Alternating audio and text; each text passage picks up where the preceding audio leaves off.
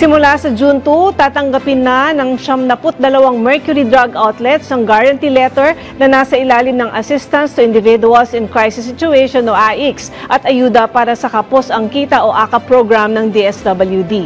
Ayon kay DSWD spokesperson Assistant Secretary Irene Dumlao, bahagi ito ng mga pagsisikap ng DSWD na tulungan ng mga kabilang sa programa na makakuha ng mga kailangang gamot sa pakikipagtulungan sa nasabing kumpanya. Kabilang sa mga branch ng Mercury Drug na tatanggap ng Guarantee Letter o GL ay sa National Capital Region, Central Luzon, Calabarzon, Mimaropa, Western at Central Visayas, Zamboanga Peninsula, Northern Mindanao, Davao Region, Soc-Sargen at Caraga Region. Ayon pa sa DSWD, inaasang madaragdagan pa ang mga branch na tatanggap ng GL. Ang GL ay isang dokumento na ini-issue ng DSWD sa isang benepisaryo na naka-address sa service provider. Tinitiyak nito ang kabayaran sa serbisyong kailangan, kabilang na ang mga gamot.